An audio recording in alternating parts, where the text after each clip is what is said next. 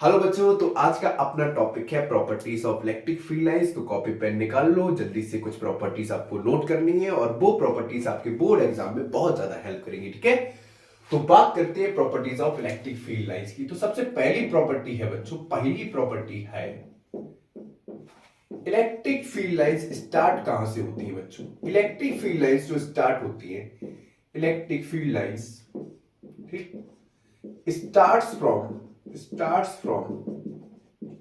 ठीक, या कह दो इमर्जेस फ्रॉम, जहां से निकलती है उसको इमर्स बोलते हैं। ठीक है, स्टार्ट फ्रॉम पॉजिटिव यानी कि +q टू एंड इंटर्स लिखो, एंड इंटर्स टू माइनस यानी कि -q। ठीक है, नेगेटिव चार्ज। तो इनकी जो डायरेक्शंस होती है बच्चों, डायरेक्शन होती है इलेक्ट्रिक फील्ड लाइंस की, वो होती है पॉजिटिव से नेगेटिव। ठीक है, पॉजिटिव टू नेगेटिव यानी कि +q टू -q की तरफ। समझ में आ गया? ये तो हो गया पहला पॉइंट, याद हो गया होगा बच्चों। जो इलेक्ट्रिक फील्ड लाइंस होती हैं आर कंटिन्यूअस। कैसी होती हैं? कंटिन्यूअस।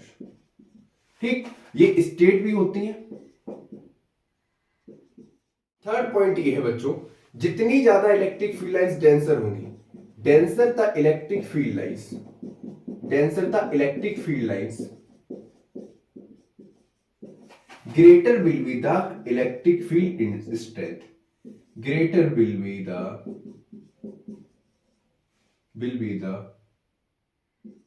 electric field strength। अब बच्चों ये बताओ, सबसे ज्यादा इलेक्ट्रिक फील्ड लाइंस डेंस कहां होती हैं बच्चों? +q से, जहां से इलेक्ट्रिक फील्ड लाइंस निकलती हैं। इलेक्ट्रिक फील्ड लाइंस क्या होती हैं? इमर्ज होती हैं, मतलब बाहर जाती हैं। ठीक, और -q पे क्या होती हैं? फील्ड लाइंस एंटर करती हैं। मतलब अगर आपने डायग्राम देखा हो तो डायग्राम कुछ इस तरह से बनता है बच्चों, देख लो, ये फील्ड लाइंस कुछ इस तरह से होती हैं।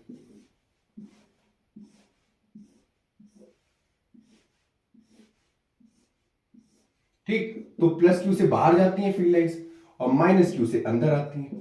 तो बच्चों इस वाले रीजन में जहां फील्ड लाइंस निकल रही हो, जहां से इंटर कर रही हैं, इस वाले रीजन में इलेक्ट्रिक फील्ड स्ट्रेंथ सबसे ज्यादा मैक्सिमम होती है। और जैसे जैसे कंडक्टर से दूरी बढ़ती है, इलेक्ट्रिक फील्ड स्ट्रेंथ कैसी होती है? वीक होती चली जाती है। आई बात समझ में? यहां तक ठीक है? इतने पॉइंट्स नोट करो फटाक से। शायद ये थर्ड पॉइंट होगा कि फोर्थ है, ये वाला थर्ड पॉइंट मान लो। ठीक है, मुझे एग्जैक्ट याद नहीं।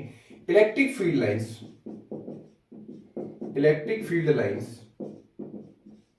never intersect each other। Sir ये क्या बोला है? देखो, अभी मैंने आपको कुछ डायग्राम बनवाया था कुछ इस तरह से। ठीक है, ध्यान से देखना, फील्ड लाइंस ऐसे ही तो जा रही थी बच्चों। क्या आपने देखा कोई भी फील्ड लाइंस एक दूसरे को क्या कर रही है? इंटरसेक्ट कर रही है, मतलब एक दूसरे को क्रॉस कर रही? नहीं कर रही। क्यों? क्योंकि आपको पता है, अगर मुझे इस पॉइंट पे अगर डायरेक्शन चाहिए तो यहां पर क्या करना है? एक टेंजेंट ड्रॉ कर दो। तो जो टेंजेंट है बच्चों, टेंजेंट एट अ पॉइंट क्या देता है बच्चों? डायरेक्शन देता है।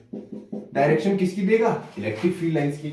और एक चीज याद रखना, जब फील्ड लाइंस +q से निकलती हैं, ऐसा नहीं है कि बीच में टूट जाएंगी बच्चों, +q से निकलेंगी और पूरा जाएंगी -q पे। इसीलिए electric field lines are continuous लिखा है। ठीक है, तो बीच में फील्ड लाइंस ब्रेक नहीं होती, अगर +q से निकल लेंगे तो -q पे इंटर करेंगी। आई बात समझ में? ये बहुत इंपॉर्टेंट पॉइंट है। तो अगर इस पॉइंट पे इस फील्ड लाइंस को देखें तो इसके पे टेंजेंट ड्रॉ करेंगे तो ये कुछ इस तरह का आएगा। इस वाली लाइन पे देखेंगे तो टेंजेंट ये आएगा।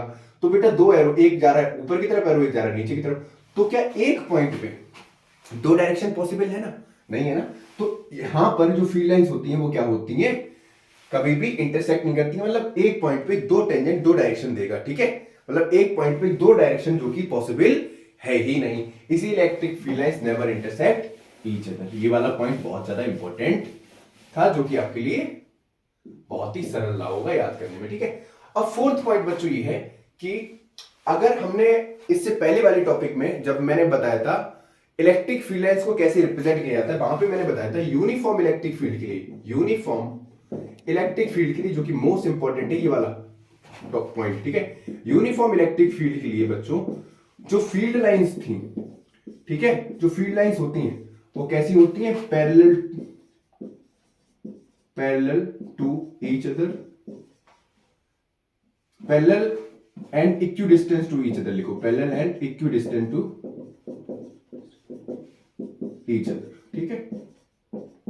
इसका डायग्राम कैसे आता है बच्चों, ध्यान से देखना।